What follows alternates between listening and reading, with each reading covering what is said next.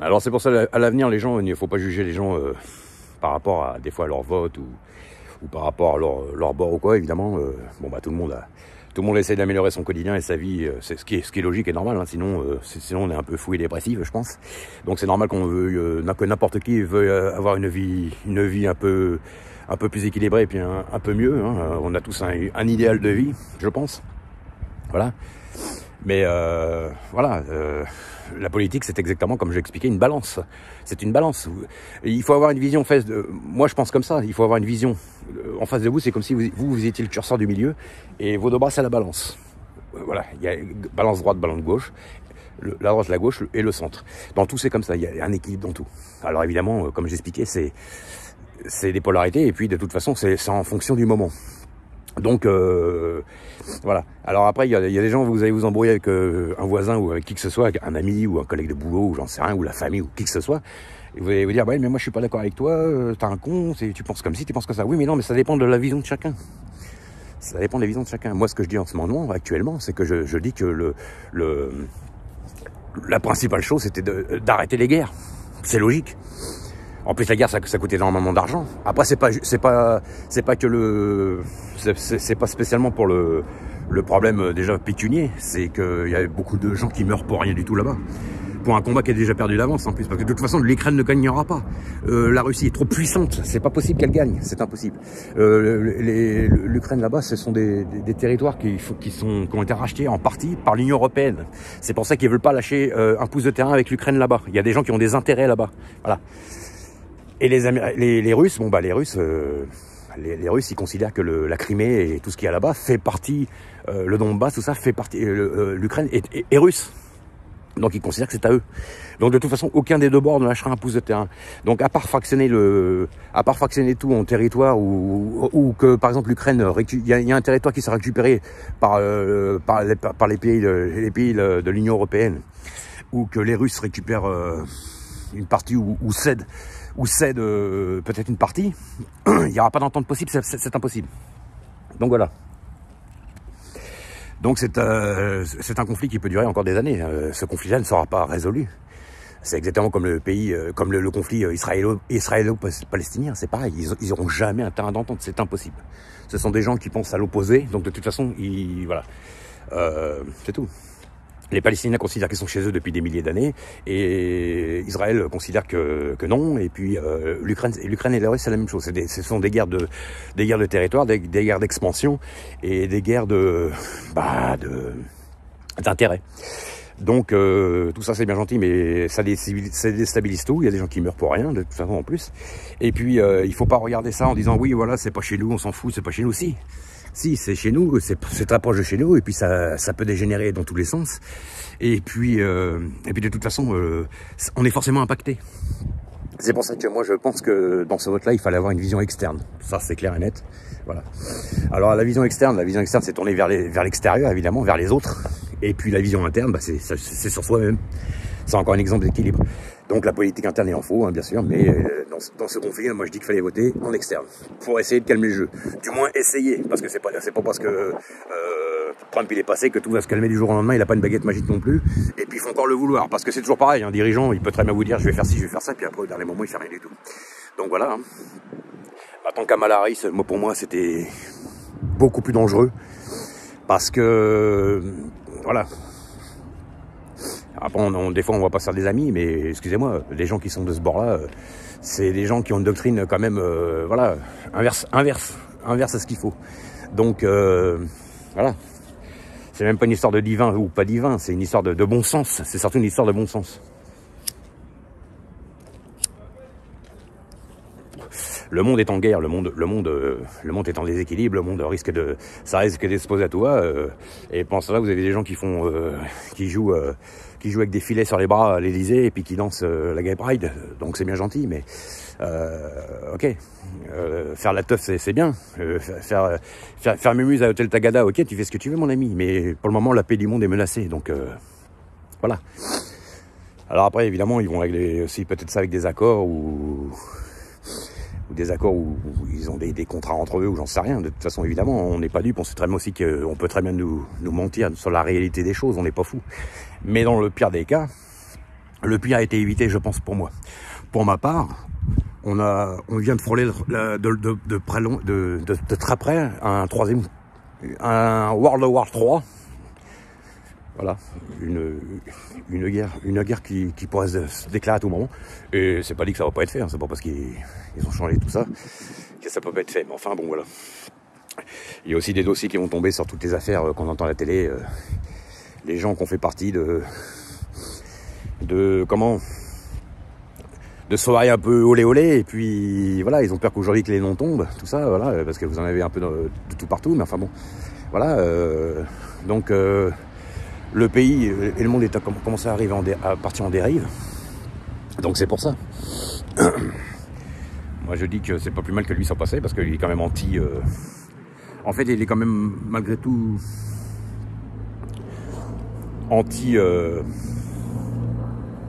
anti-débordement, on va dire, voilà. Alors bien entendu, hein, comme je disais, les gens ils ont le droit de vivre, ils ont, voilà, la communauté gay elle a le droit d'exister, la communauté, chacun pense comme il veut, il n'y a pas de problème.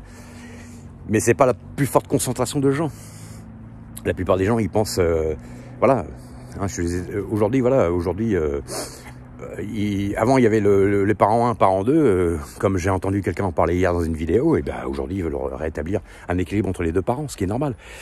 Je suis désolé, la normalité c'est un homme et une femme, c'est un papa et une maman. C'est pas maman qui devient papa, papa qui devient maman. Ça c'est les gens ils font ce qu'ils veulent, mais c'est pas la plus forte concentration de gens.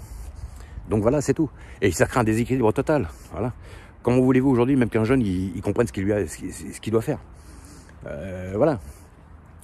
Comme je l'ai dit l'autre jour dans une vidéo, il n'y a pas un seul mec à la télé qui est pas en train de chialer dans une émission ou quoi, qu'on puisse voir à la télé. Il n'y a pas un seul mec qui est pas dévirilisé en train de chialer, tout ça, et puis pour montrer que le mec il a des larmes comme tout le monde. C'est un humain qu'il soit masculin, viril, pas viril, masculin, féminin. On a tous des larmes, voilà. Quand vous avez des larmes de joie, quand vous avez votre premier enfant, vous êtes humain. Donc c'est pas parce que vous êtes un mec qui fait 140 kilos et puis qui a des muscles partout que le mec il peut pas chialer. Ça n'a absolument rien à voir, faut pas tout mélanger. Et puis vous avez des femmes, c'est la même chose. Voilà, les femmes elles peuvent être très très masculines. Ça dépend des moments. La femme déjà, surtout une femme qui vit seule, elle a besoin de tout gérer, tout ça. Voilà, elle va être dans l'extériorité. Voilà.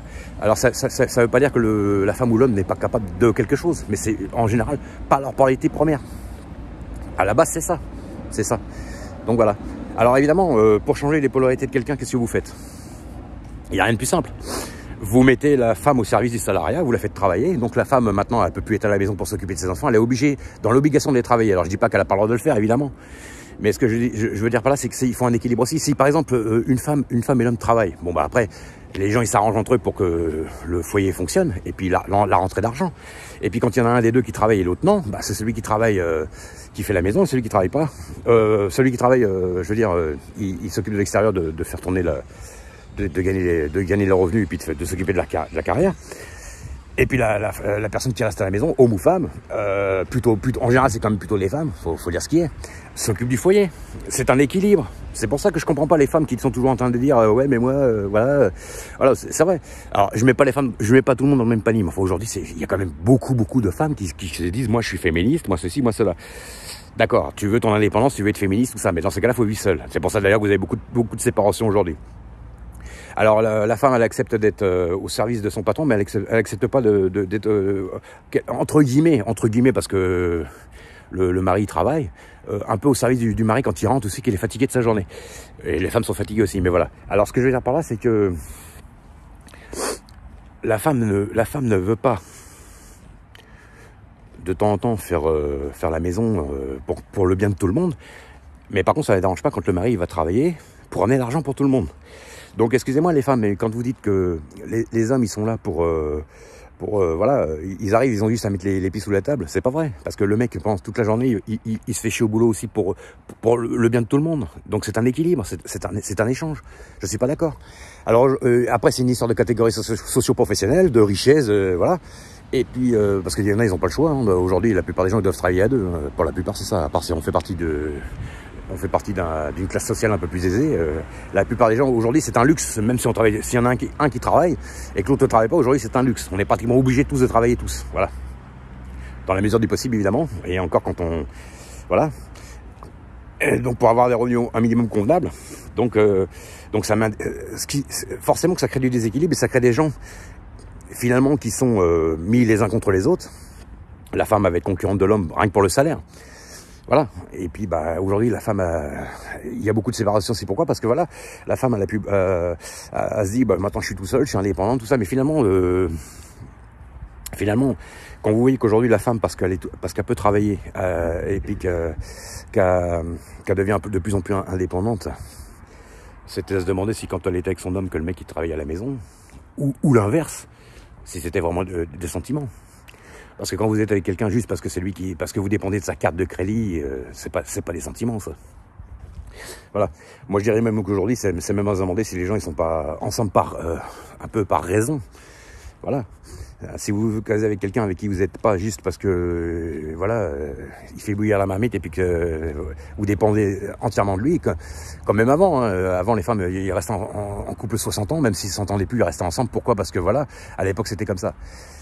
Mais moi, je suis désolé. Dans un couple, il faut un équilibre. Donc, de toute façon, il y a le côté masculin et le côté féminin. On a tous nos caractères, tout ça. Maintenant, il y a un équilibre à avoir. Il y en a un qui fait bouillir la marmite. L'autre, il s'occupe du reste à la maison. Puis la maison, on n'a pas besoin de la faire tout le temps. En général, vous la faites et en général, elle est faite pour pas mal de temps. Et puis après, le reste, c'est du rangement qu'on fait tous les jours. Voilà, quand je dis s'occuper de la maison, c'est ça. C'est un peu de ranger, voilà. Et puis... il y en a, ils vont se plaindre parce que le mari il rentre, il est crevé de sa journée, puis qu'on doit lui faire sa bouffe. Bah oui, mais des fois, le mec, il fait un métier difficile. C'est ça aussi. Voilà. Hein, moi, j'ai connu dans l'entourage des femmes, en plus, qui avaient un mari qui faisait un métier, un peu plus intellectuel. Donc, il était fatigué mentalement de sa journée, bien sûr, mais il était pas fatigué physiquement énormément. C'est encore lui, le soir, qui se tapait la bouffe à faire, la vaisselle, la cuisine, tout ça. Et puis, la femme, voilà. La femme, elle avait toujours quelque chose, un pet de travers ou un truc, voilà. J'ai connu ça. Donc quelque part, tu mets ton homme en déséquilibre aussi. Après, si lui il l'accepte, ou qu'il aime ça, c'est autre chose. Hein, après, vous avez des gens, comme j'ai connu aussi, il se reconnaîtra s'il entend sa vidéo. Hein, je veux pas te nommer, mais tu vas me reconnaître si je parle de toi. Toi, tu étais cuisinier. Donc évidemment, un cuisinier, c'est son métier. C'est même s'il fait encore en plus la cuisine chez lui, c'est normal. Quoique chez lui, il sort du cadre du travail, normalement, il devrait pas avoir à refaire ce qu'il fait au travail. Mais enfin bon, quelqu'un qui est cuisinier, j'arrive à comprendre qu'il a envie de cuisiner lui. Mais voilà. Et puis il y a des choses qu'on préfère faire plus que d'autres. Hein, moi, je suis désolé. Voilà, il y a des gens qui sont à l'aise avec la cuisine, il y a des autres qui sont à l'aise avec le ménage, il y en a ils adorent balayer, il y en a ils aiment pas le bordel chez eux, il y en a voilà. Donc chacun son truc. Donc c'est pour ça aujourd'hui les gens mélangent tout, tout est mélangé. Donc aujourd'hui c'est ça qui s'est passé. Aujourd'hui, moi je suis désolé. Tout ce qui se passe aujourd'hui, ce sont des gens qui ont voulu créer un déséquilibre en mettant tout le monde au travail de force. Parce que tout est cher de tous les côtés. Donc aujourd'hui les gens, ils peuvent plus éduquer leurs enfants correctement. Et puis qui rentre du boulot comme avant. Le modèle social français avant, dans les années 60-70, ça a marché tout seul. Parce que voilà, moi j'en souviens très bien, même quand j'étais enfant. Hein, j'ai rentré dans un magasin, j'achetais des bonbons comme tous les gosses. Vous aviez un sac énorme pour 10 balles. Hein, aujourd'hui, pour 65 balles, parce que c'est 10 € maintenant, c'est multiplié par 6,5. Excusez-moi, mais un gosse, il va acheter un bonbon, il a rien dans le sac, il y a rien. Vous allez faire vos courses, vous le voyez bien. Donc c'est fait pour mettre les gens au service des salariats. Le couple total, les deux. Un seul salaire, aujourd'hui, plus personne s'en sort, à part si on gagne bien. Donc c'est pour ça. Donc ça crée un déséquilibre. C'est ça qui s'est passé. Et ce qui m'énerve, c'est que les gens, ils comprennent pas ça, ils font du wokisme et tout ça, et ils mettent tout en déséquilibre. C'est archi logique, quoi, je sais pas. C'est logique. Donc, je comprends pas que les gens ne comprennent pas ça. Donc, c'est pour ça aujourd'hui que les mariages, ils ne tiennent pas, les gens, ils s'aiment plus, voilà. Forcément, vous avez quelqu'un en plus qui rentre le soir, il est complètement crevé du boulot, donc des fois le soir, il a du mal à assurer chez lui parce qu'il est complètement exténué. Quand vous avez trop donné à l'extérieur, que vous êtes complètement exténué, que vous allez donner, surtout dans les métiers physiques. Comment voulez-vous que le soir, la personne a besoin de récupérer aussi. Donc le soir, se repose un peu. Puis après, vous allez avoir la femme avec le rouleau à PTC qui va dire, mais ouais, tu m'aides pas à la maison. Mais d'accord, mais toi, tu travailles pas. Excuse-moi. Donc voilà. Après, quand c'est les deux qui travaillent, là, on s'organise autrement. Mais après, il y a aussi des choses qu'on est plus apte à faire que d'autres. Faut pas tout mélanger, c'est ce que je voulais dire. Allez, j'arrête parce que là, la vidéo est un peu longue. Allez, ciao. Il y a des gens qui seront d'accord, il y a des gens qui ne sont pas d'accord. Moi, c'est mon point de vue à moi, en tout cas.